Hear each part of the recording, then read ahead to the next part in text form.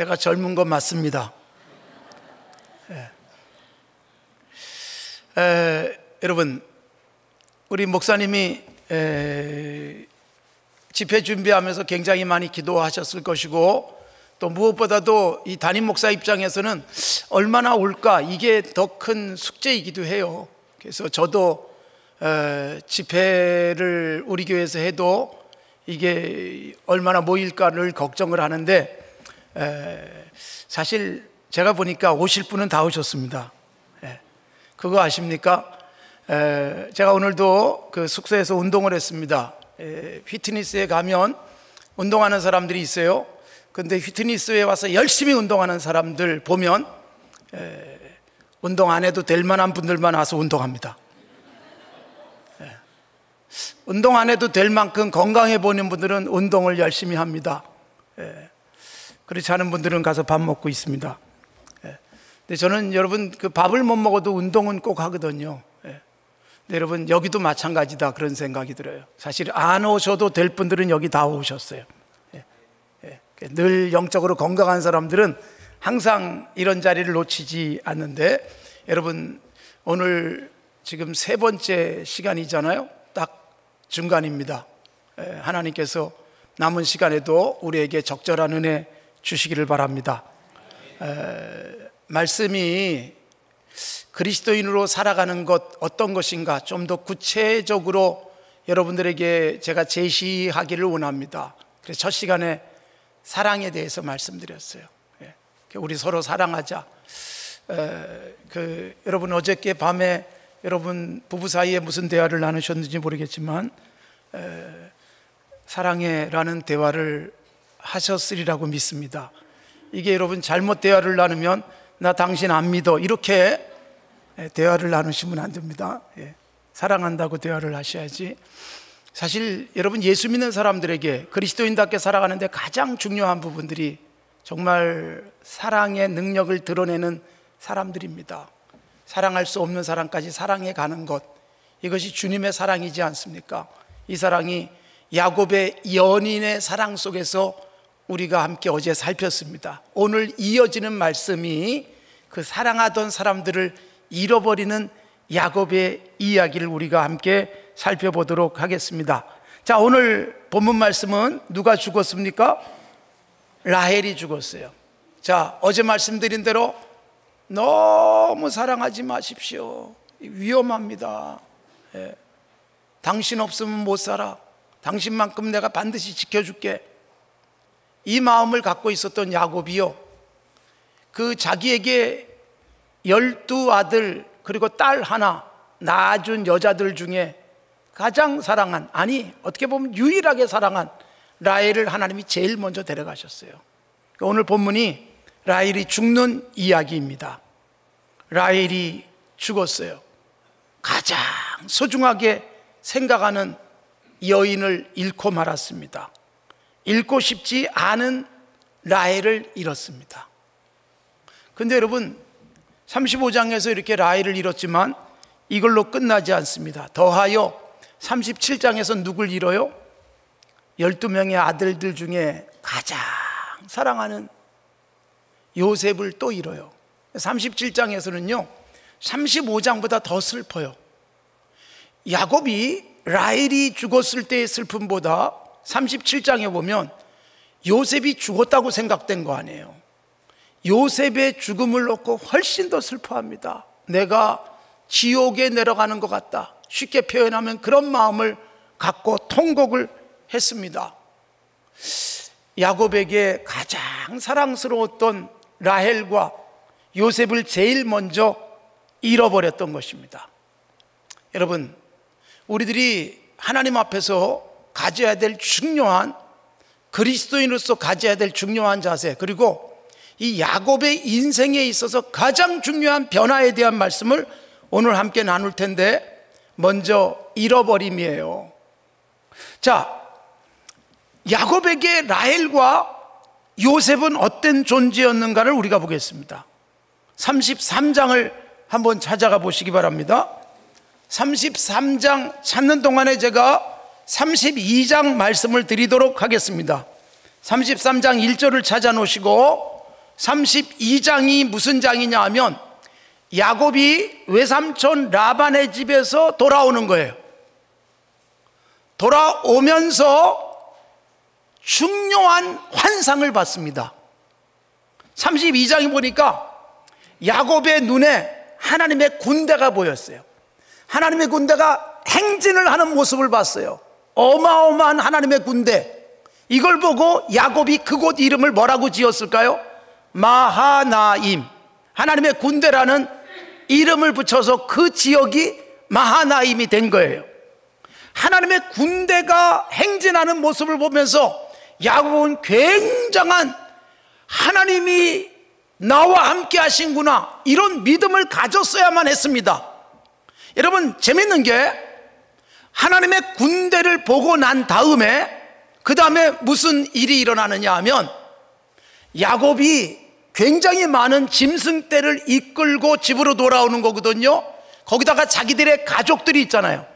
아직 막내 베냐민이 태어나지 않았기 때문에 12자녀, 딸 하나, 아들 11, 그 다음에 자식들을 낳아준 4여인, 그리고 많은 종들을 데리고 돌아오는 거예요.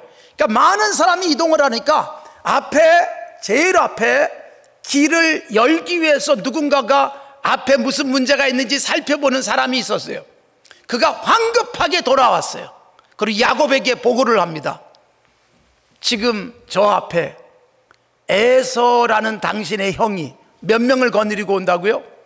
400명을 거느리고 온다는 보고를 하게 됩니다. 여러분, 우리가 성경을 읽으면서 왜 여기에 이런 말씀이 나오는가를 잘 읽어내셔야 돼요. 자, 제가 질문을 합니다. 야곱의 집으로의 귀환 속에서 형 에서의 400명 소식을 먼저 들었습니까? 아니면 하나님의 군대를 먼저 봤습니까? 하나님의 군대예요. 군대가 먼저 보여요. 왜 하나님은 군대를 보여주셨을까요? 조금 있으면 에서의 400명 소식을 들을 야곱에게 에서가 400명을 거느리고 온다는 소식을 들어도 걱정하지 마, 두려워하지 마, 너는 내가 지켜줘. 너에게 누가 있다? 하나님의 군대가 있다. 그래서 여러분, 하나님이 기가 막힌 거예요. 야곱을 향한 배려는 에서의 400명 소식을 듣기 전에 하나님의 군대를 먼저 시위하게 하셔가지고 야곱이 400명 걱정도 하지 않도록 군대를 먼저 보여줬어요. 그런데 여러분, 에서의 400명 소식을 듣자 야곱의 반응, 야, 하나님이 내게 군대를 보여줘서 에서의 400명 아무것도 아니야, 걱정할 필요 없어, 이랬으면 얼마나 좋겠습니까? 야곱이 근심에 빠집니다. 그래서 하나님께 기도하는 거예요. 하나님, 제가 지팡이 하나만 가지고 강을 건넜는데 이제는 2대나 이뤄서 지금 돌아오고 있습니다. 하나님이 내게 주신 은혜를 감당할 수 없습니다. 여러분, 이건 감사했고 찬양했어요. 그런데 내가 심히 두렵습니다. 20년 동안 열심히 땀 흘려서 얻은 이 가족과 이 양떼, 나의 가축들, 형 에서 때문에 다 잃어버릴까 봐 걱정됩니다. 여러분, 하나님이 군대를 보여주셨는데도 세상 사람들 400명 보고 두려워 떠는 거예요. 이게 여러분 우리들의 모습일 수 있어요.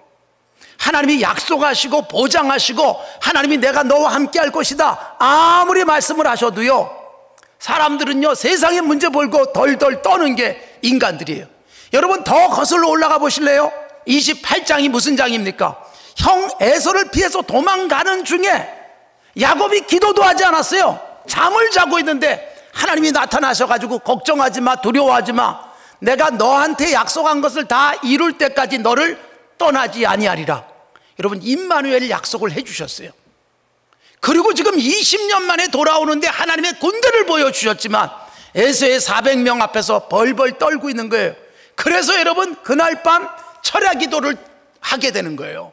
밤새도록 식구들 다 건네버리고 강가에 엎드려서 기도하는 중에 하나님의 천사가 나타나고 밤새 기도하다가 여러분 32장 마무리에서는 하나님이 야곱의 이름을 뭘로 바꿔주셨어요? 이스라엘. 이스라엘이 무슨 뜻이에요? 다 자르고 한마디로 딱 이렇게 말할 수 있어요. 승리자라는 뜻이에요. 넌 이길 거야. 자, 여러분 32 2장에서 마하나임 하나님의 군대를 보여줬어요. 그리고 형이 400명 거느리고 온다는 소식을 들었어요. 그 다음에 밤새도록 기도하는데, 두려움 속에서 기도하는데, 걱정하지 마, 너 승리자야, 이스라엘이라는 이름을 얻게 됐고, 그래서 이스라엘 백성들의 이름이 만들어지는 거예요. 자, 보세요. 하나님이 마하나임, 그 다음에 뭐예요? 이스라엘, 하나님의 군대, 그리고 너는 승리자. 이 환상을 보여주셨고 이 응답을 주셨으면 걱정할 필요가 없잖아요. 그런데 여러분, 드디어 33장으로 넘어갑니다. 자, 33장 보십시오. 33장 1절. 이제 자기 종이 전한 대로 에서가 몇 명을 거느리고 와요? 400명 거느리고 오는 모습이 눈에 들어왔어요. 자, 1절 읽겠습니다. 시작. 야곱이 눈을 들어보니 에서가 400명의 장정을 거느리고 오고 있습니다. 그의 자식들을 나누어서 레아와 라헬과 두 여종에게 맡기고, 2절. 여종들과 그들의 자식들은 앞에 두고 레아와 그의 자식들은 다음에 두고 라헬과 요셉은 제일 뒤에 두고. 자, 여러분, 드디어 보고받았던 에서의 400명이 저기서 쫙 나타났어요. 야곱이 어떻게 해야 될까요? 하나님의 군대를 떠올리고, 그래도 두려워서 기도했더니 하나님이 승리자라는 이름을 주셨으면 형 에서의 400명 보고 걱정할 필요가 없이 형에게 다가가면 되는 거예요. 실제로 아무 일도 일어나지 않았어요. 형 에서가 달려와서 끌어안고 극적인 20년 만에 화해가 이루어지잖아요. 걱정할 필요가 없는 거예요. 그런데 여러분, 야곱이 이 순간 잔머리를 돌리기 시작했어요. 자기 식구들 줄을 세웠어요. 어떻게 줄을 세웠어요? 제일 앞에 누가? 비라와 실바라는 여종과 그들이 낳은 자식들. 그 뒤엔 누구요? 레아와 자식들. 제일 뒤엔 누구? 아직 베냐민이 태어나지 않았으니까 라헬과 요셉. 여러분, 이거 줄을 쫙 세웠는데 그들도 다 알았어요. 줄 서 있는 식구들도. 이게 무슨 줄일까요? 이게 여러분, 제가 이렇게 표현해서 미안하지만 죽어도 되는 순서. 형 에서가 400명 거느리고 와서 우리를 치면 최악의 경우 다 죽어도 누굴 데리고 튀겠다? 야곱이 손이 두 개잖아요. 한 손에는 라헬을 끌어안고 한 손엔 아직 어린 요셉을 안고 튀겠다는 거예요. 다 잃어도 요 둘만큼은 잃지 않겠다. 이게 여러분, 야곱의 마음이에요. 실제로 아무 걱정할 일도 생기지 않았는데 이 두려움 속에 이 줄을 세우는 바람에 생각해 보세요. 야곱의 아들들 루벤, 시므온, 레위, 유다, 단, 납달리, 갓, 아셀, 이사갈, 스불론, 얼마나 상처가 됐을까요? 여러분, 이들이 청소년들이에요. 우리가 37장 가면 형들이 요셉을 죽이고 싶어 했어요. 이유가 뭘까? 여러분, 요셉에게만 막 비싼 명품업 사줬기 때문이라고 생각하십니까? 사실 여러분, 37장에 보면 요셉에게는 굉장히 비싼 옷을 사서 입힌 거예요. 채색 옷. 예? 오늘날로 말하면 신세계 백화점 가가지고 뭐 에르메스 뭐 이런 거 사준 거예요. 페라가 뭐 이런 거. 그리고 다른 형제들에게는 좌판에서 10,000원짜리 옷 하나씩 사서 입혔고. 이것 때문에 여러분, 동생을 죽이려고 했을까요? 33장 1절과 2절은요 형들에게 치명적인 상처를 준 거예요. 우리 아버지가 다 죽어도 라헬과 요셉만 데리고 튀려고 그러는구나. 눈치를 다 벌써 차린 거예요. 제게 아들하고 딸이 있어요. 제 딸아이가 초등학교 1학년 때 우리 주일학교 선생님이 저한테 이런 얘기를 해줬어요. 목사님, 제가 아윤이하고 이런 얘기를 나눴습니다. 아윤아, 너 너무너무 이쁘다. 아빠가 너 좋아하겠다. 아빠가 너 너무너무 사랑하겠다. 그랬더니 제 딸아이가 선생님에게 이렇게 대답했대요. 네, 그런데 아빠는 오빠를 더 좋아해요. 제가 얼마나 충격받았는 줄 아세요? 저는 둘째 딸이 태어나가지고 우리 박 목사님은 낳지도 못했던 딸을 저는 낳아서 얼마나 행복해가지고 딸을 너무너무 예뻐했다고 생각되는데, 딸의 입장에서 뭐예요? 아빠는 오빠를 더 좋아해. 지가 그렇다는데 어떡하겠어요? 제가 그때 굉장히 반성했어요. 우리 딸아이에게 내가 그렇게 보였구나. 여러분, 초등학교 1학년짜리도 그런 걸 느끼는 거예요. 그러니까 여러분, 이 10명의 형들이 상처를 받았고, 레아, 그 다음에 자식을 낳아준 비라와 실바 등이 얼마나 마음의 상처였겠어요. 그러니까 우리 여러분, 33장에서 우리에게 보여주는 게 이런 거예요.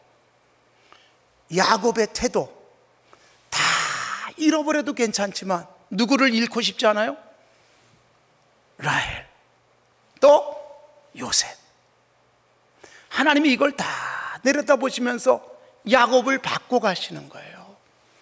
야곱을 변화시키는 거예요. 네가 지킬 수 있다고? 네가 잃고 싶지 않다고? 다 잃어도 그 둘은 네가 지키고 싶어? 35장에서 하나님이 그렇게 사랑하는, 야곱이 그렇게 사랑하는 라헬이 죽게 하세요. 그래서 여러분, 제가 농담처럼 하는 말이 아니에요. 너무 사랑하지 마십시오. 제가 어제 사랑하라고 해놓고 오늘은 또 너무 사랑하지 말라고 하니까 헷갈릴지 모르겠지만, 여러분, 우리는 믿을 대상이 아니라 사랑해야 된다는 말씀을 드렸는데, 이게 여러분, 이거 없으면 못 살아라는 생각 속의 사랑은 사랑이 아니라 집착이에요. 하나님이 그래, 네가 지킬 수 있니? 라헬을 제일 먼저 데려가셨어요. 그리고 네가 지킬 수 있다고 요셉 데려가시는 거예요. 가장 잃고 싶지 않은 것. 그래서 여러분, 우리가 조심하셔야 돼요. 하나님, 이것만큼은 건드리지 마세요. 이거는 잃고 싶지 않아요. 이건 내가 반드시 지킬 거예요.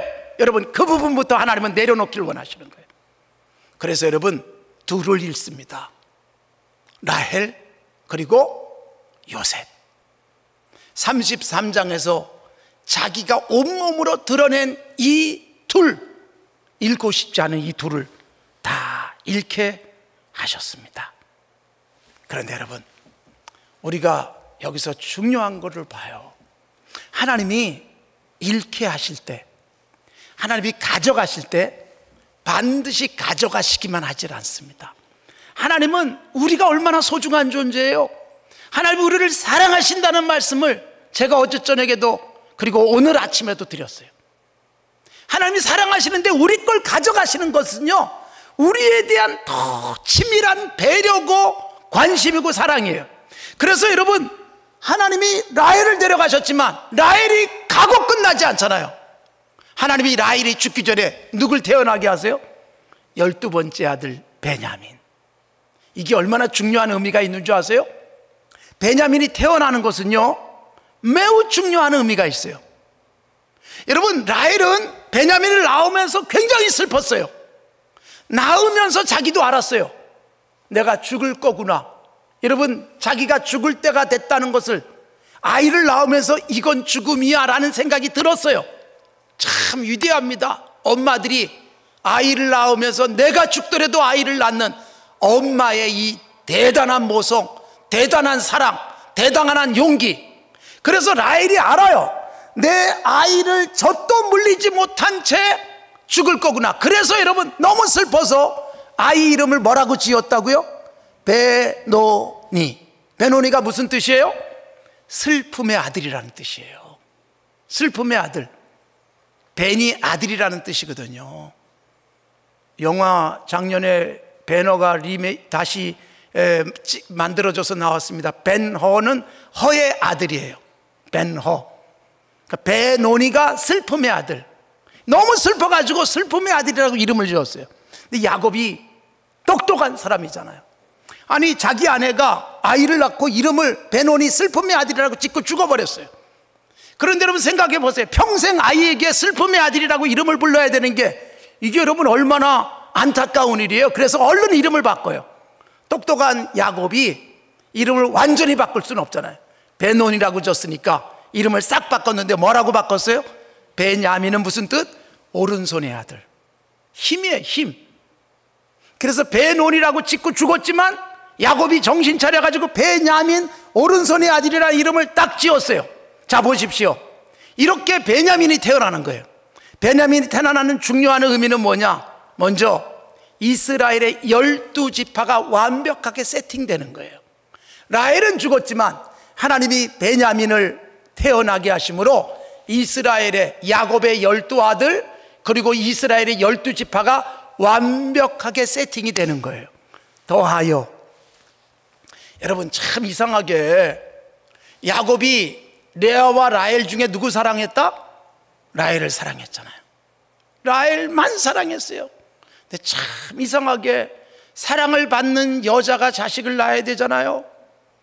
사랑을 못 받는 레아는 자식을 기도 안 해도 다 잘 낳아요. 근데 그렇게 사랑을 받는 라헬은 아무리 애를 써도 자식이 태어나지 않아요. 하나님이 기가 막히게 다 공평하게 하시는 거예요.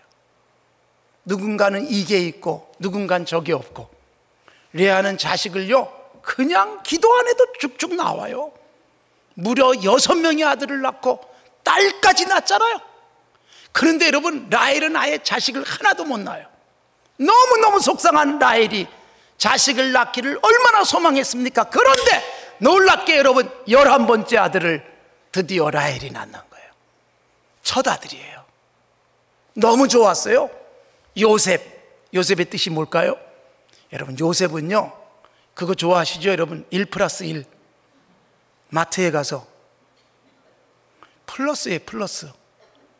그러니까 하나님이 요셉을 주셨어요. 너무 좋았어요. 근데 하나님이 요셉만 주고 끝날 게 아니다. 하나님이 더 하실 거야. 요셉 말고도 하나님이 더 주실 거야 라는 뜻이 요셉이라는 뜻이에요. 근데 여러분 야곱의 이 고백대로 누가 태어나요? 베냐민이 태어나잖아요. 하나님이 라헬에게 또 하나 주시잖아요.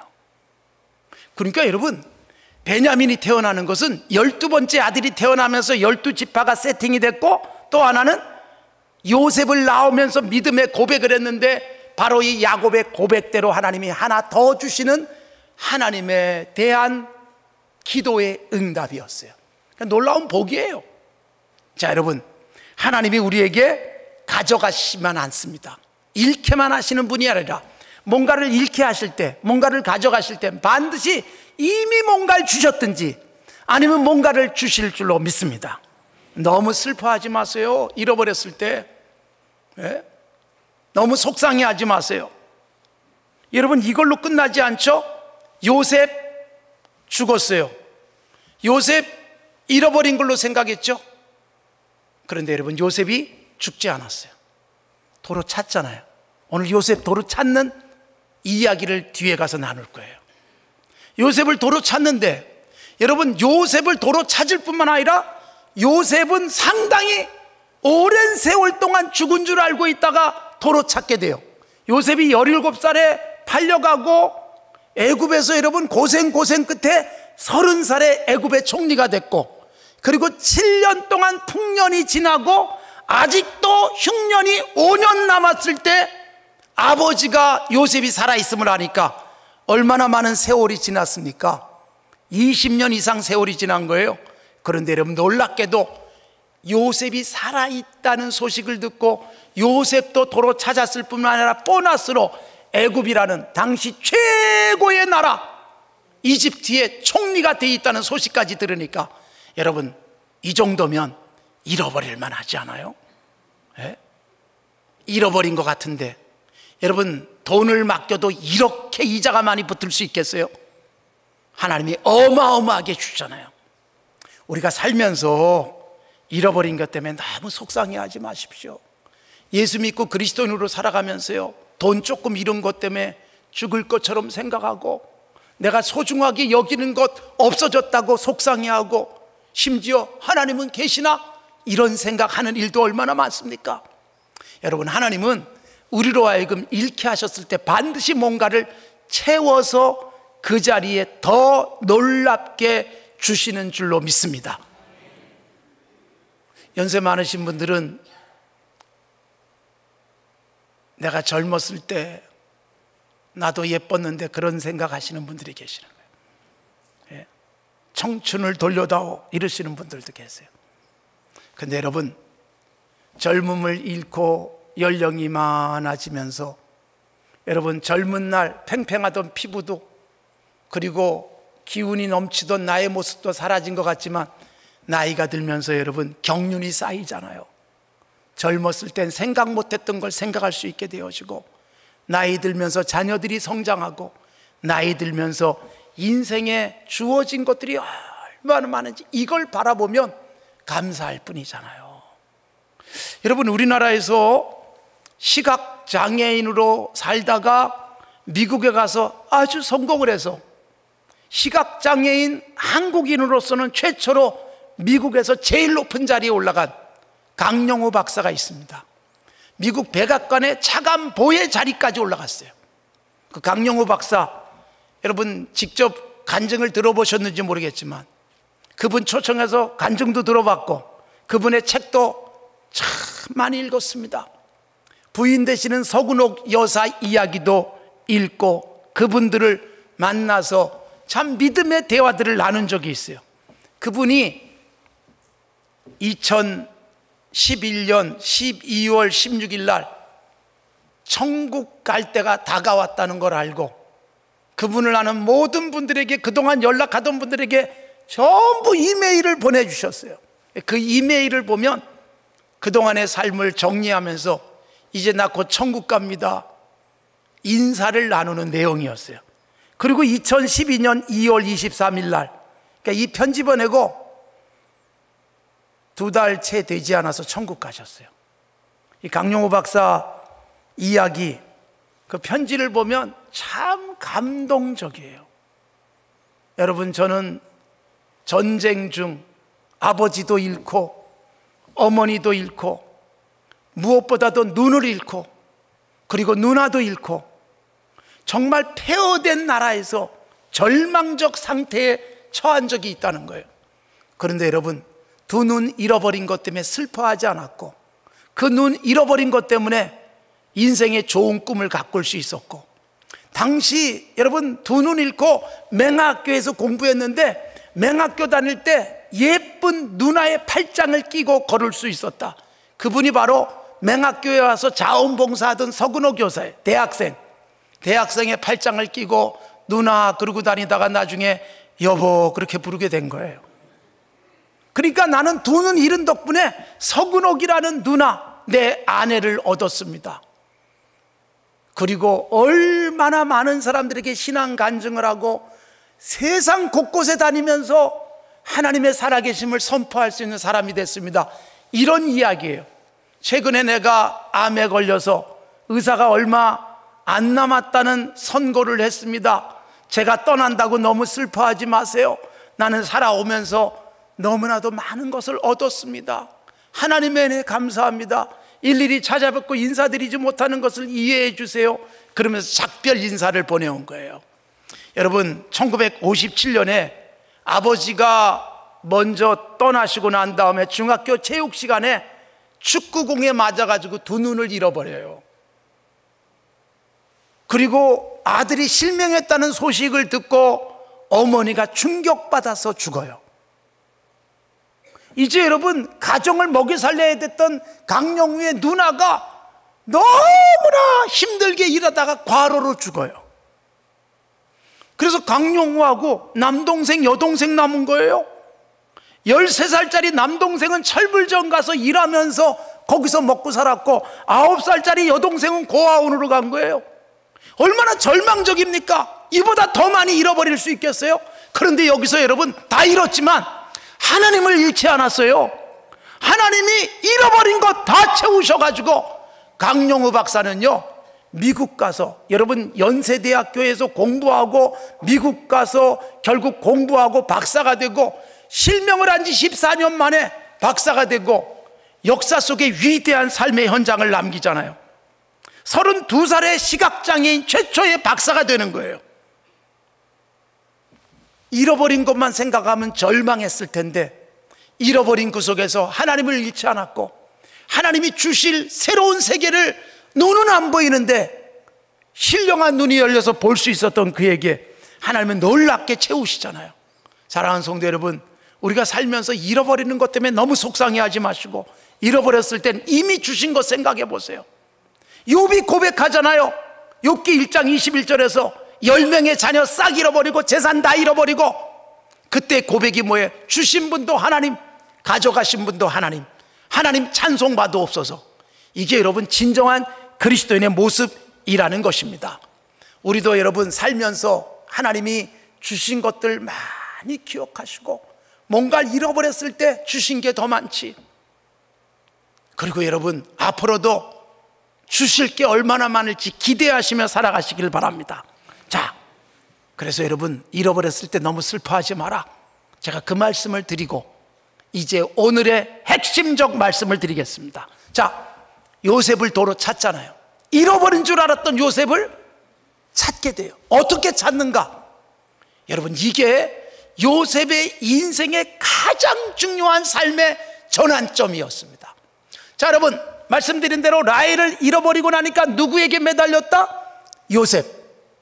요셉을 잃고 나니까 그 다음에 누구에게 매달려요?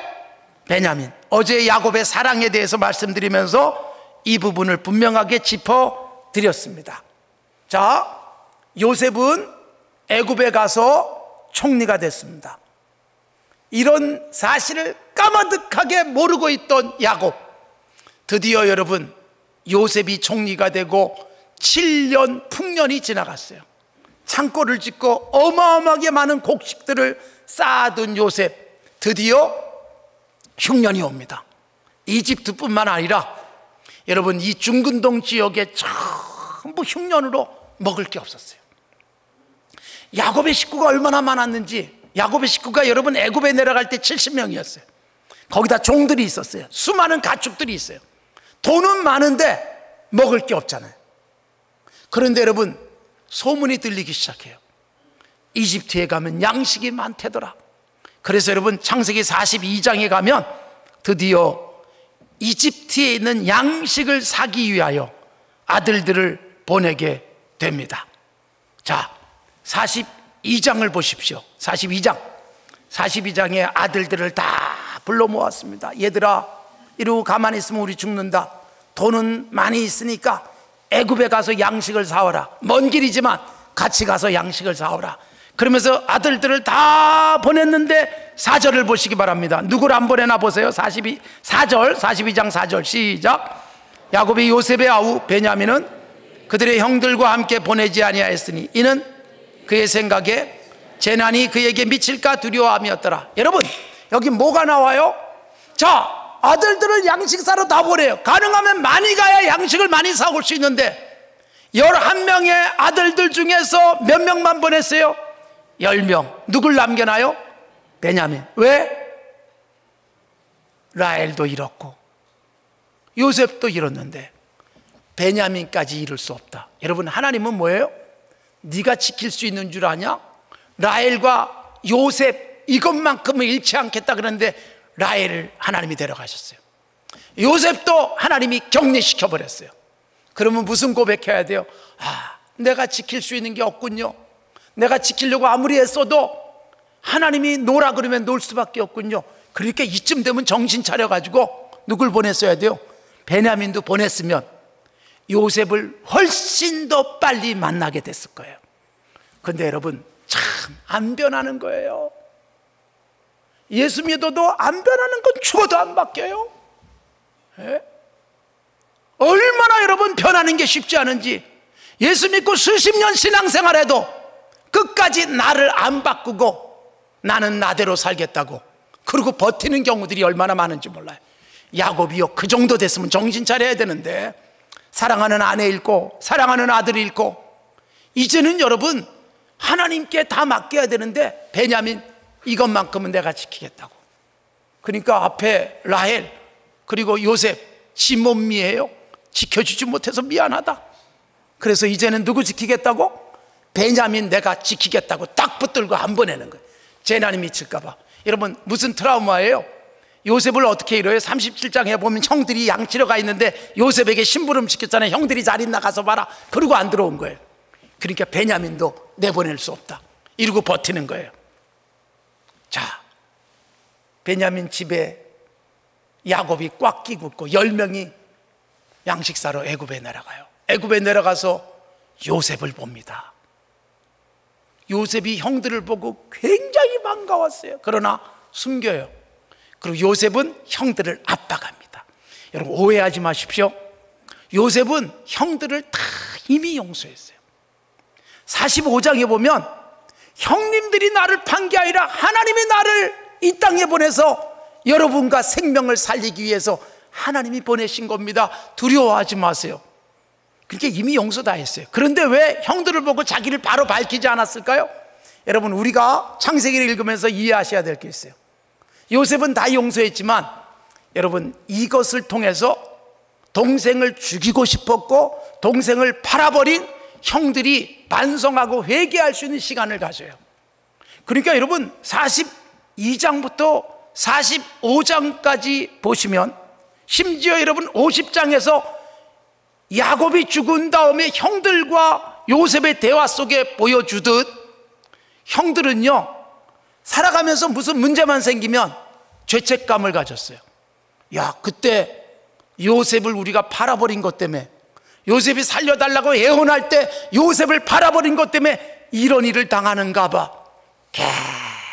계속 상처 속에 살아요. 그럴 때마다 반성했어요. 그러니까 요셉이 여러분 형들을 압박하니까 그들이 서로 수군거리는 거예요. 야, 그때 요셉을 살려주지 않아서 이런 일을 겪는 거야. 그러니까 여러분 철저하게 회개하게 만드는 거예요. 내일은 여러분 제가 마지막 시간에 그 유다 네 번째 아들이 왜 복받았는가에 대한 말씀을 드릴 겁니다.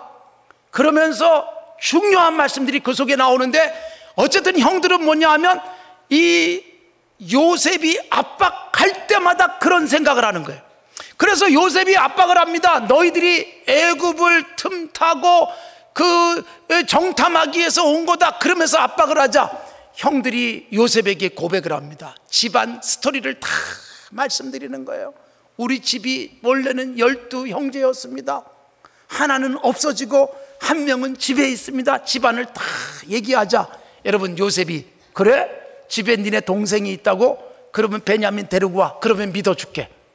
여러분 하나님이 기가 막혀요. 지금 베냐민 재난당할까 봐 안 보내고 있는데 하나님이 콕 집어서 베냐민 데리고 와.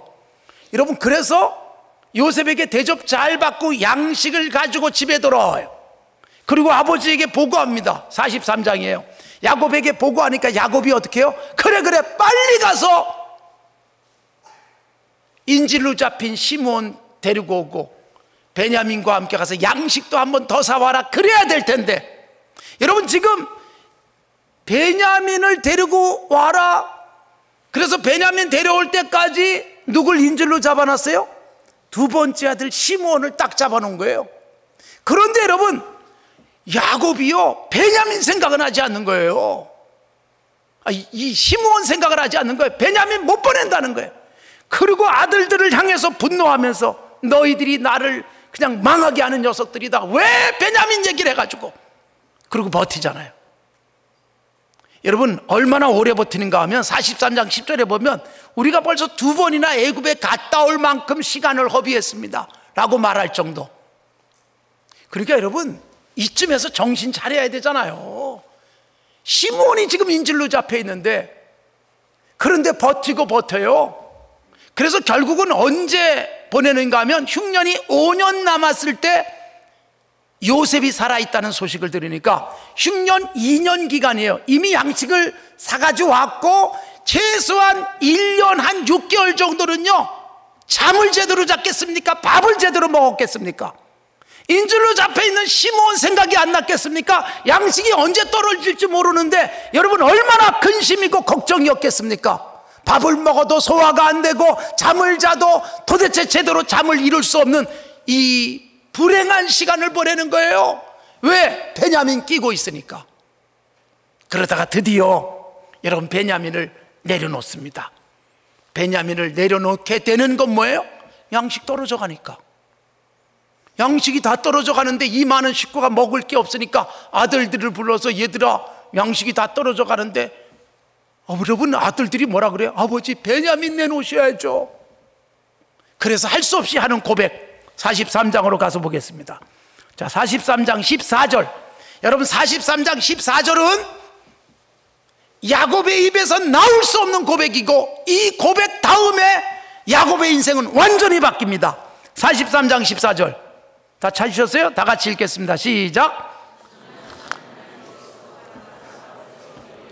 은혜를 베푸사 그 사람으로 너희 다른 형제와 베냐민을 돌려보내게 하시기를 원하노라. 그 다음 내가 자식을 잃게 되면 이르로다. 여러분, 이 고백은요 야곱의 입에서 나올 수 없는 고백.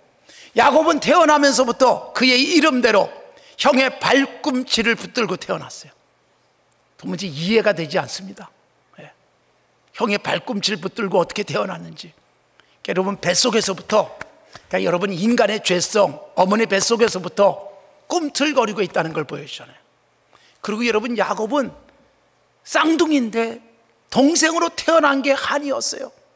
주간 그릇에 형의 장자의 명분을 빼앗고, 그리고 여러분 아버지 눈이 안 보이는 것을 속여가지고 형의 축복을 가로채고, 그리고 외삼촌 라반의 집에 가서 20년 살면서 여러분 죽을 힘을 다해서 애써가지고 재산을 다 챙기잖아요. 그 다음엔 여러분 아까 말씀드린 대로 32장에서 이거 잃어버리지 않으려고 붙들고 매달리던, 하나님께 감사는 하지만, 하나님 주신 거는 감사하지만 가져가시면 안 돼요. 이게 여러분 야곱의 신앙이에요. 우리가 여러분 예수 잘 믿고 신앙생활해도, 그리스도인으로 살아도 하나님 주신 건 제가 알아요. 원래 제 거 아니고 하나님이 주신 거죠. 그러나 건드리지 마세요. 이게 여러분 우리들의 신앙일 수 있어요. 근데 하나님이 압박하는 거예요. 내려놔. 네가 못 지켜. 라헬 잃었어요. 요셉 없어졌어요. 이제 베냐민 내놓으라는데, 여러분 버티고 버티다가 양식 다 떨어지니까. 그러니까 하나님이요, 우리가 이렇게 항복할 때까지 우리를 짓누를 수 있어요. 결국 43장 14절에서 내가 자식을 잃게 되면 잃겠습니다, 이 고백을 딱 하고 베냐민을 보냈는데, 여러분 애굽에서 무슨 일이 일어나요? 요셉이 베냐민을 보고 자기 친동생 얼마나 반가워하면서 드디어 여러분 45장에서 자기가 누구인지를 싹 밝히고, 이 부분에 대한 것은 내일 조금 더 살펴보겠습니다. 그리고 여러분 요셉은 애굽의 총리가 돼서 살아있다는 사실을 야곱이 알게 되잖아요. 그러니까 여러분, 우리에게 하나님이 요구하는 게 뭐냐? 정말 그리스도인다운 삶을 살려면 어떻게 해야 되느냐? 여러분 잃어버리는 걸 기쁘게 여기셔야 되고, 적극적으로 여러분 하나님이 가져가실 때, 그래요 하나님 감사합니다 주셨으니 가져가신 분도 하나님이죠, 이 정도로 끝나는 게 아니라 예수 믿는 사람에게 요구하는 게 뭐예요? 적극적으로 잃어버리기예요. 적극적으로 내가 잃는 거예요. 주님 나라 위해서 제가 돈을 잃겠습니다. 주님 나라 위해서 내가 자존심을 잃어버리겠습니다. 주님 나라를 위해서 내 고집을 꺾겠습니다. 여러분 잃어버리고자 작정하면 하나님이 반드시 우리에게 더 좋은 곳으로 채우실 줄로 믿습니다. 그러니까 여러분 소극적으로 하나님이 가져가셨을 때 하나님 감사합니다 이 정도가 아니라 적극적으로 잃어버리기, 잃기. 여러분 이걸 내가 하면 하나님은 놀랍게 주실 줄로 믿습니다. 예수님이 주신 말씀과 동일합니다. 누구든지 자기 목숨을 얻으려고 하면 잃을 것이요 잃고자 하면 얻으리라. 여러분 우리가 신앙생활하면서 가장 이기적인 삶을 살아갈 수 있어요. 예수 믿으면요 내가 다 가져야 돼. 교회에서도 또 주시고 또 주시길 바라요. 김 집사님보다 내가 더 많기를 바라고, 교회에서도 내 명예, 내 이름, 내 자리, 이거 여러분 한 번 깔고 앉으면 안 내놓으려고. 여러분 한국교회의 가장 중요한 특징은 안수 집사님들은 그 항존직해서 안수하고 집사로 세우면 평생 집사로 사는 거예요. 근데 일반적으로 매년 임명하는 서리 집사 여기도 있죠. 근데 한 번 서리 집사도 영원한 서리 집사, 해병대도 아닌데 1년 동안 봐가지고 도무지 그 다음엔 집사 못 주겠다 그래서 안 세워주면 그 다음엔 시험 들어서 교회에 나가요. 그러니까 여러분 한 번 잡으면 끝까지 안 놓으려고 하는, 제가 전에 부목사로 있던 동도교회에 우리 그 장로님 권사님 부부가 있어요. 굉장히 신앙생활 열심히 하시는 분인데 그분이 그런 말씀 하시더라고요. 권사님이 자기가 최원 목사님 전도를 받아서 교회를 처음 나와서, 그리고 남편은 장로, 자기는 권사가 됐대요. 근데 왜 교회를 나왔는가 하면 목사님이 전도를 하고 다니면서 그 권사님에게 이렇게 말씀했대요. 교회 열심히 나오면 집 사줄게 그랬대요. 집을 사주는 줄 알았대요. 교회 나오면 집 사줄게. 그랬더니 집을 사주는 줄 알고 교회를 나왔는데, 교회를 열심히 나왔더니 집사 직분을 줬답니다. 여러분, 이런 직분 이런 거 하나 없고 그 다음에 한번 잡으면 끝까지 안 놔야 되는 게 우리들의 모습일 수 있어요. 한번 자리 잡으면 이 자리 누구에게도 뺏기고 싶지 않은 마음. 여러분, 하나님이 우리에게요, 적극적으로 하나님이 이거 가장 귀한 건데, 하나님 제가 내려놓겠습니다, 포기하겠습니다, 하나님께 드리겠습니다, 이러면 하나님은 절대로 우리에게 가져가시는 분이 아니라 더 좋은 곳으로 주실 줄로 믿습니다. 근데 여러분, 신앙생활 하면서 한번 잡으면 안 놓으려고 뻐둥거리니까 얼마나 힘든지. 죽어도 내 자존심 이거 여러분 안 꺾이겠다고 뻐둥거리니까 얼마나 힘든지. 제가 1983년도에 이제 군대를 갔습니다. 가서 장교 합격한 건 좋았는데 훈련받을 게 죽을 일이었습니다. 12주 동안 훈련받는데 저 광주의 상무대라는 곳에서 훈련을 받았어요.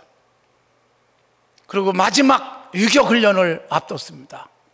저는 지금도 광주 무등산 그러면 끔찍합니다.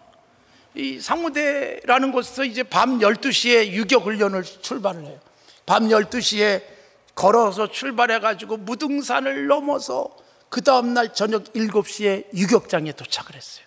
얼마나 힘들었는데, 세상에 그렇게 걸어보기도 처음이었어요. 거기다가 M60 메고 군장 메고, 그리고서 그 산을 넘었으니까, 또 밤 12시부터 출발했으니까 밤 12시부터 아침까지는 식사가 없잖아요.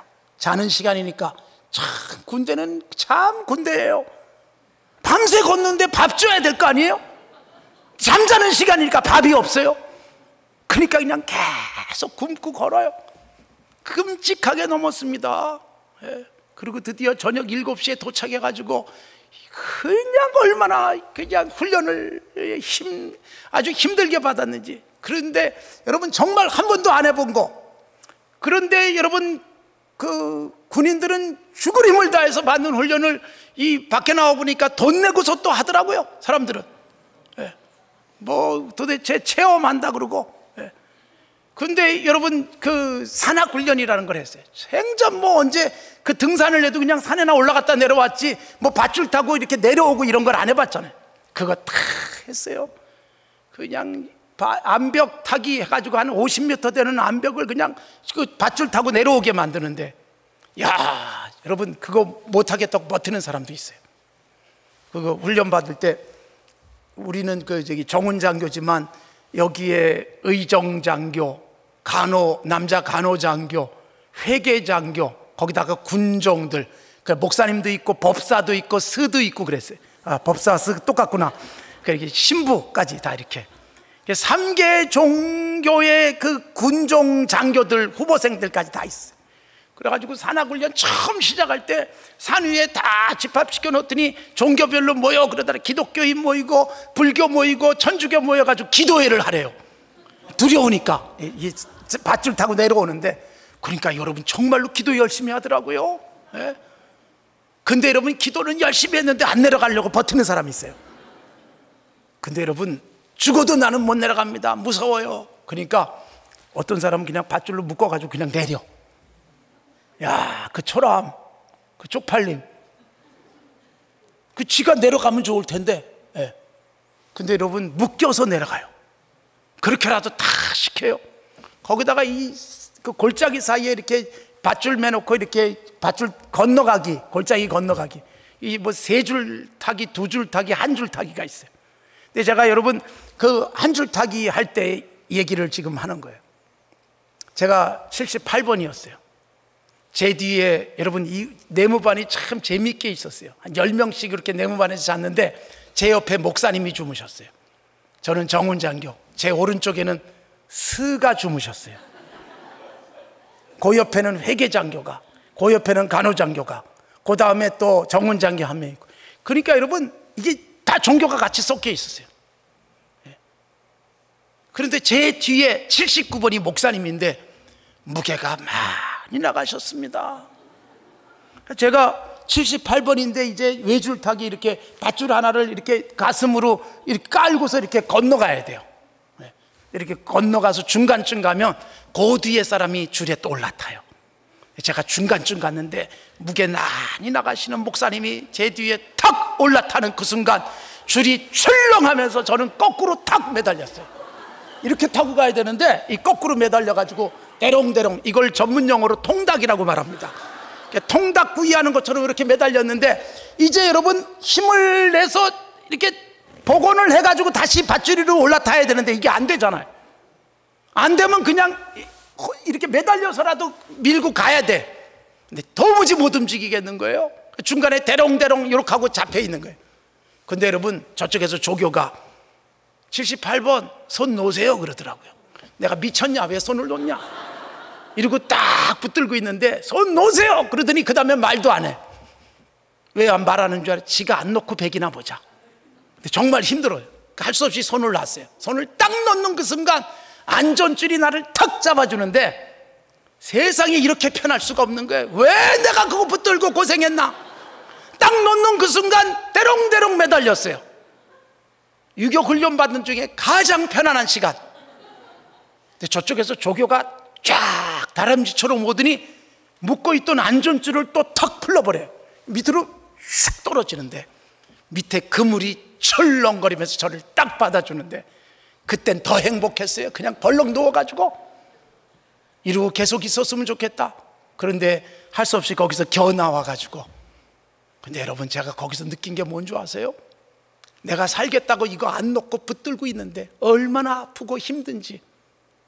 근데 여러분 딱 놓는 그 순간 내가 잡지 않아도 안전줄이 나를 잡아주듯 여러분 예수 믿고 신앙생활 하는데 내가 안 놓겠다고, 내가 붙들겠다고, 내가 잃지 않겠다고 내 힘으로 붙들고 있는 동안 신앙생활은 험악한 거예요. 47장에서 야곱이 바로왕 앞에 섰어요. 바로가 야곱을 만났는데 야, 이 노인 나이가 채 꽤 많다 싶어서 나이를 물어보는 거예요. 도대체 몇 살입니까? 총리 아버지에게. 그때 야곱이 뭐라고 고백하는가? 나의 나그네 인생길이 130년입니다 130세라는 거예요. 그런데 험악한 세월을 보냈습니다. 이게 야곱의 고백이에요. 왜 험악하게 살아요? 태어날 때부터 형의 발꿈치를 붙잡고 그리고 자라나는 과정 속에 한 번 잡으면 놓지 않으려고 뻐둥거리고 움켜줘야 행복한 삶을 살았던 야곱은 부자가 됐어요. 아내도 있고 자식들도 얻었지만 여러분 험악하게 산 거예요. 그런데 여러분 그 험악한 세월이 딱 끝나는 게 잃게 되면 잃겠습니다. 이 고백을 딱 하는 그 순간 그 고백하는데 130년 걸린 거예요. 130세에 그 고백하고 남은 17년 147살에 천국 가잖아요. 남은 17년 애굽에 가서 총리 아버지로 행복하게 살다가 50장 야곱의 장례식은요 애굽 왕의 장례식 같이 성대하게 치러주는 장례식. 이렇게 인생이 끝나요. 이게 바뀌었으면 얼마나 좋겠어요. 17년 험악하게 살다가 130년 편안하게 살았으면 좋겠는데 130년을 안 놓고 움켜쥐고 뻐둥거리면서 살던 야곱이 하나님이 그래도 놓게 하잖아요. 쥐고 있던 그거 내려놔라. 그렇게 움켜쥐고 안 놓으려고 했던 라헬을 데려가시고 요셉을 격리시키고 그리고 베냐민 내려놓으라고 하는데 못 내려놓고 있으니까 고통의 시간만 길어졌던 야곱이 잃어버리는 것, 잃기, 이게 여러분 하나님 앞에서 고백되면서 하나님이 잃어버리지 않고 더하여 주시는 놀라운 복을 누리는 것이요. 사랑하는 성도 여러분, 우리의 인생에서요 힘 좀 빼세요. 모든 운동의 기본이 뭐냐? 힘 빼기잖아요. 수영을 해도 저는 수영을 굉장히 늦게 배웠어요. 40이 돼가지고 그때도 수영을 못했어요. 저는 특기가 하나 있는데 물속에 들어가면 바닥에 딱 내려가서 앉을 수가 있어요. 얼마나 제가 이게 딱딱하게 굳어 있는지. 그래가지고 우리 아이들이 이렇게 크기 시작하니까 제가 아이들하고 놀기 위해서 수영을 배웠어요. 근데 여러분, 늦게 하니까 안 되더라고요. 수영을 하면서 가장 많이 코치에게 들은 게 뭐냐? 힘 빼세요, 힘 빼세요. 근데 이게 힘이 안 빠져요. 예. 지금도 그래서 물속에 들어가면 물속으로 푹 들어가 있어요. 여러분, 볼링을 쳐도 골프를 쳐도 축구를 해도 다 생각대로 안 되는 것은 힘이 들어가면 모든 운동은 안 됩니다. 힘을 빼는 그 순간 운동도 운동답게 돼요. 여러분, 삶이 내가 붙들고 내가 안 놀려고 뻐둥거리면 나만 힘들 뿐이에요. 하나님이 예수 믿고 신앙생활 한다는 건요, 성숙해 간다는 것, 드디어 그리스도인다운 모습이라는 것은 힘을 빼는 것, 이보다 더 중요한 게 없어요. 저는요, 정말 감사한 게 뭐냐, 산정교회 담임 목사가 됐습니다. 제가 이건 정말 막 영광스러운 것이었어요. 근데 제가 산정교회 담임 목사가 된 게, 우리 그 박 목사님은 이 30대에 이 참 귀한 교회의 담임 목사로 오셨지만, 저도 여러분 39살에 산정교회 담임 목사가 됐어요. 근데 저는 39살에 담임 목사가 됐지만, 제가 39살에 산정교회 담임 목사가 될 때 목사 안수 받은 지 딱 1년 됐을 때 산정교회 담임 목사로 왔어요. 정말 산정교회가 사람 볼 줄 알아요. 제가 부목사로, 동도교회라는 곳에 부목사로 있는데 1년도 안 됐거든요. 제가 목사 안수를 10월 13일 날 받았는데 10월 16일 날 주일날 와서 저보고 설교를 하라는 거예요. 그렇게 연락을 받았어요. 이게 웬일인가? 이력서도 안 냈는데. 그래서 제가 그냥 산정교회 와서 설교를 했어요. 그리고는 제 설교를 한 번 듣고 우리 교회 담임 목사로 오세요. 89년 된 교회가요, 목사 안수 받은 지 1년밖에 안 된 목사를 담임 목사로 청빙했어요. 저는 그때 그 산정교회 와가지고 정말 감격스러웠던 게 뭐냐 하면, 오니까 저는 39, 이제 40이 막 되는 거예요. 근데 우리 장로님들이 신의주에서 오고 평양에서 오시고 황해도에서 오시고 다 이북에서 우리 산정교회 피난 올 때 내려오셨던 분들, 그리고 합류하신 분들이에요. 그리고 장로님들 다 65세가 넘으신, 제게는 마치 아버지 같은 분들이었어요. 이분들이 여러분 정말 아들 같기도 하잖아요. 얼마나 사랑해 주셨는지.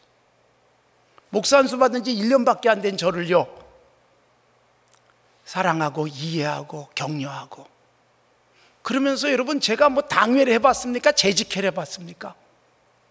그런데 다 격려하고 믿어주고, 제가 정말 고마웠어요. 그래서 저는 교회를 키우고 교회는 저를 키우고 같이 컸어요. 장로님들이 그냥 믿어주면서, 사랑하면서, 격려하면서, 밥 사줘가면서, 그게 감격이었어요. 저는 여러분 목사 안수 1년 받은 지 1년밖에 안 됐는데 제가 어디다 이력서를 넣을 수가 있겠습니까? 어느 교회에 가겠다고 할 수가 있겠습니까? 생각도 못했던 하나님의 주신 은혜를 감격 속에 얻고 첫 담임 목회지에서 26년째 사역하고 있어요. 이게 웬일인가? 이게 감격이잖아요. 제가 말씀을 드렸지만 우리 아버지 어머니가 여러분 다 잃어버린 다음에, 여러분 그 많던 재산 싹 잃어버리고 난 다음에 저는 참 감격스러운 게, 우리 아버지가 처음에 우리 어머니가 주님께 열심히 김창희 목사님과 함께 교회를 그냥 초기부터 섬겼었거든요. 근데 우리 아버지는 겨우 끌려다니셨어요. 우리 아버지는 11조도 보들보들 떨면서 안 하셨어요. 우리 어머니가 이렇게 같이 사업하면서 우리 어머니가 옆에서 이중장부 만들어가지고 돈을 빼돌렸어요. 11조를 따로 빼돌렸어요. 그러니까 11조를 몰래 하셨어요. 제가 그 모습을 어린 시절에도 봤어요. 우리 어머니가 돈 빼돌리는구나, 이거 빼돌려서 11조 하시고. 우리 아버지는요, 주일날도 출근을 하셔야 됐어요. 주일날 교회 갔다 오면 바로 또 일하러 나가셨어요. 그러던 우리 아버지가 여러분 다 잃어버리고 난 다음에 제가 본 건요, 저한테 그야말로 이 중학교 등록금조차 못 대주시는 우리 아버지가 한 번도 신세 타령을 하거나 하나님을 원망하지 않으셨고, 여러분 그때부터 그냥 하나님만 바라보고 틈만 나면 찬송 부르시고 틈만 나면 성경 읽으시고, 그리고 여러분 우리 어머니가 이게 돈이 없고 이 중형교회에서부터 멀리 이사가서 교회 가려면 버스를 2번 갈아타고 가야 돼요. 그리고 그 동네 사는 사람들 구역장이 돼가지고 교회 가는 그 거리가 먼 사람들 신방하니까 구역이 굉장히 넓은 거예요. 금요일날 신방을 하려면 버스 타고 다녀야 돼요. 동네가 하도 넓으니까. 근데 여러분 버스비가 없으니까 우리 어머니가 하루 종일 걸어서 신방 다니시는 거예요. 제가 옆에서 그걸 지켜봤어요. 그러면서도 여러분 목사님이 신방 오시면 우리는 구경도 못한 거를 1년에 한 번 먹어보지도 못한 것을 준비해가지고 대접하는 모습들. 그러니까 제가 보면서 느낀 거는 우리 어머니 아버지가 다 잃어버렸을 때도요, 한 번도 원망하거나 불평하거나 짜증내신 적이 없어요. 여러분 다 잃어버리는 그 순간 우리 어머니는 원래부터 그러셨고 우리 아버지는 하나님 앞에서 최고의 편안함을 누리면서 하셨어요.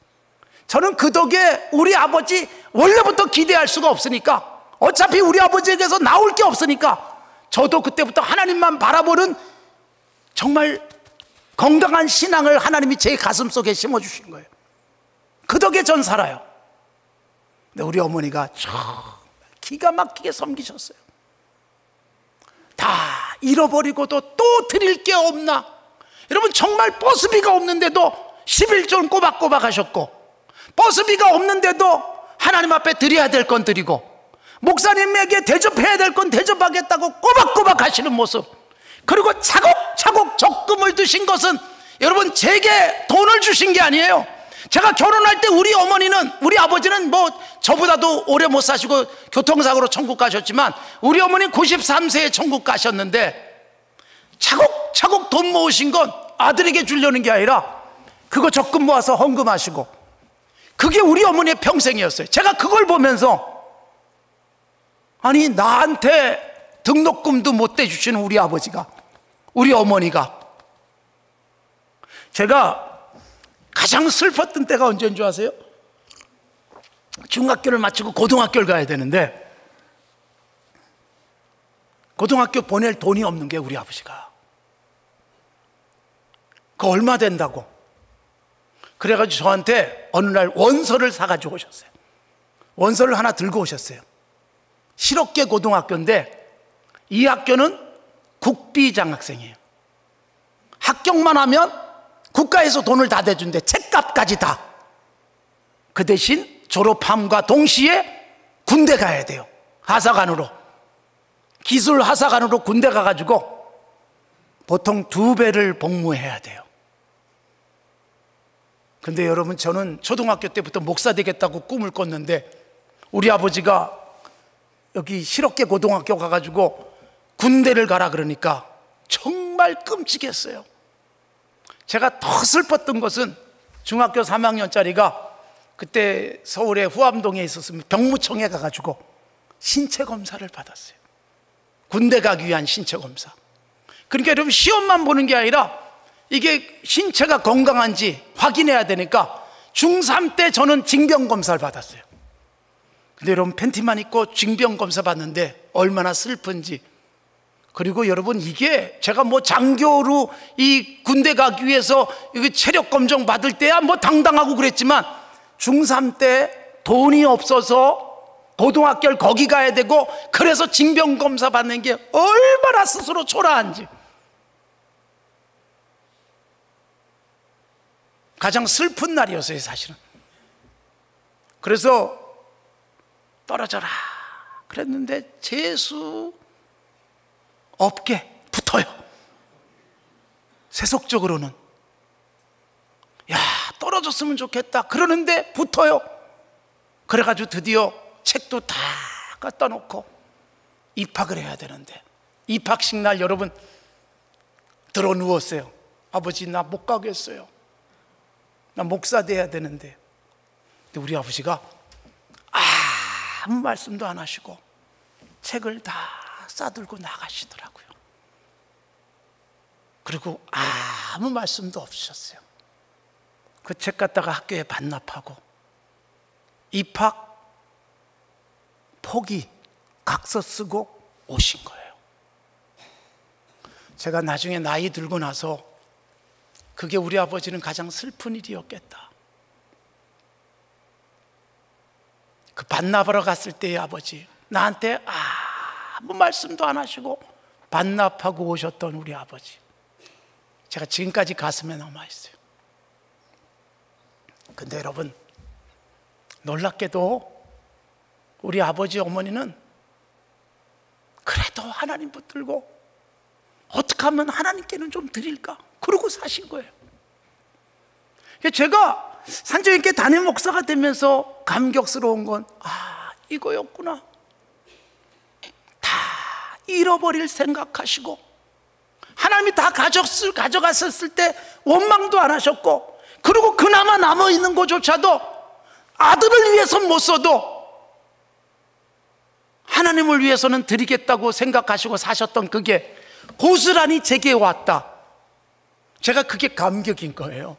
그래서 저는 최고의 유산을 물려받은 거예요. 하나님이 우리 어머니를 통해서 최고의 유산으로 안겨준 게 우리 어머니의 삶이었고 아버지의 삶이었던 거죠. 사랑하는 성도 여러분, 하나님 앞에서 우리가 잃어버린 것 때문에 속상해하면서 하나님이 계시네 안 계시네, 가장 비극적인 그리스도인의 모습이에요.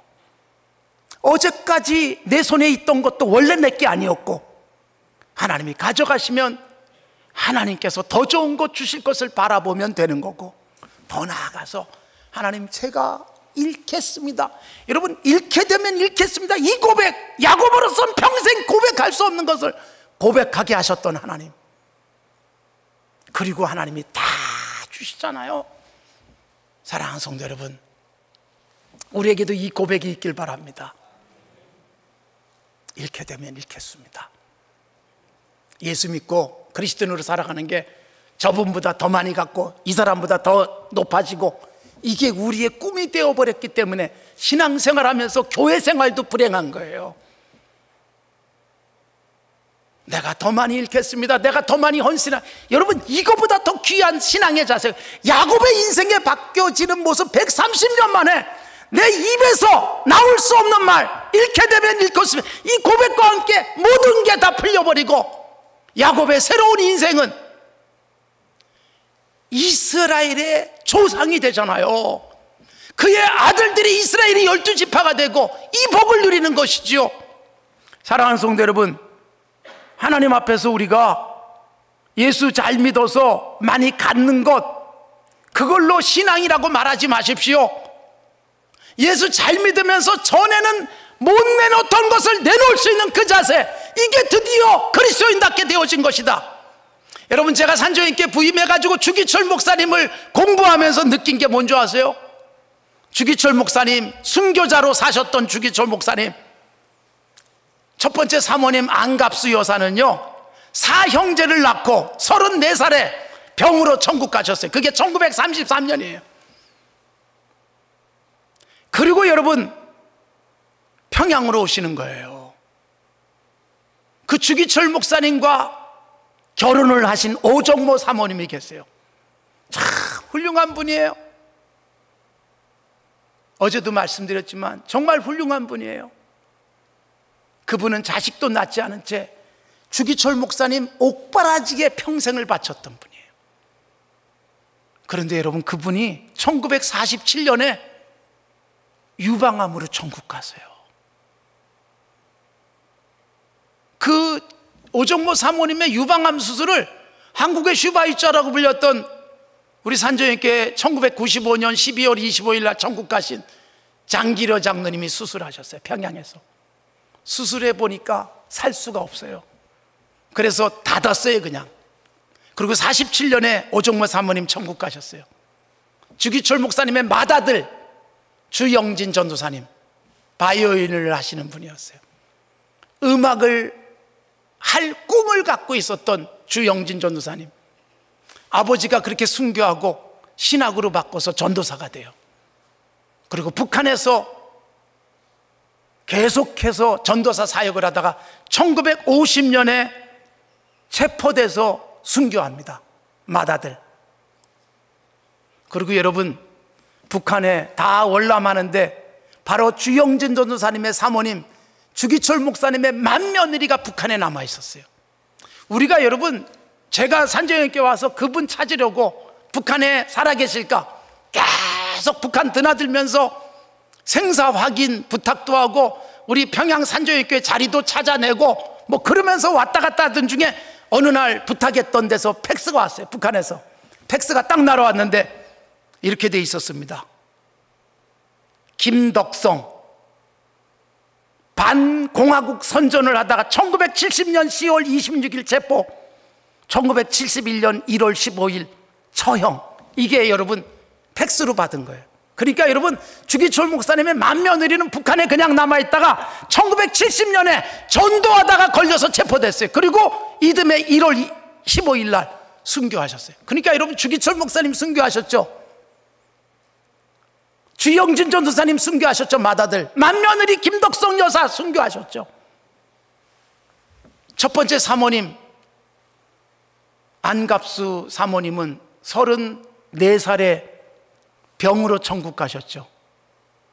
오종모 사모님은 유방암으로 천국 가셨죠. 여러분, 세상에 이렇게 불행한 가정이 어디 있어요? 그런데 누구도 여러분 주기철 목사님 가정을 불행하다고 말하지 않습니다.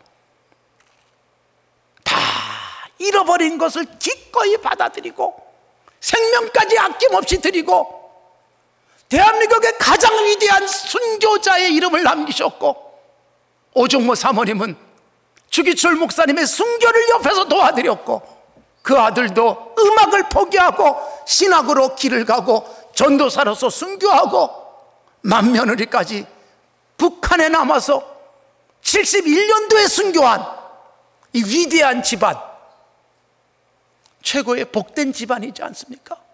그래서 그 후손들이 지금 잘 살고 계십니다.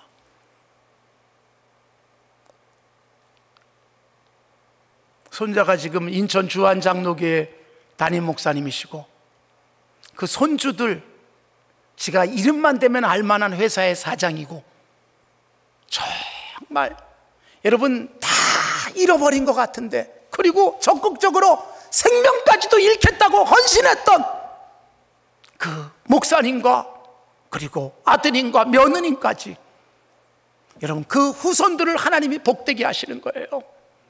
예수 믿는 게, 그리스도인으로 살아가는 게 전부 다 더 많이 얻었고 전부 다 더 많이 가졌고 한번 잡으면 움켜쥐고 내려놓지 않는 삶이 아니라, 더 많이 주시기를 기대하는 삶이 아니라, 주님 내게 이 소중한 걸 주셨군요, 더 드리고 싶습니다. 여러분, 이 고백하면서 우리 동산교회 성도들 행복해지셨으면 좋겠고요, 여러분의 오고 오는 후손들까지 주 목사님의 가정처럼 복받기를 바랍니다. 나는 잃었는데 하나님이 내 자녀에게 주시고, 우리 아버지가 어머니가 그렇게 잃으셨는데 제게는 엄청나게 하나님이 채워주시듯, 저 역시 여러분 하나님의 교회에서, 그래 내가 너무나 받은 게 많아서 어떻게 하나님 앞에 나를 드릴까, 이게 여러분 저로서는 끊임없이 제가 성장해가는 방법이고, 우리 자녀들에게 그래 이렇게 사는 거야, 이거 보여주고 싶은 거예요. 사랑하는 성도 여러분, 우리 동산교회 건강한 대구에 하나님의 나라를 펼쳐가는 성도들의 아름다운 모임이 되시기를 바랍니다.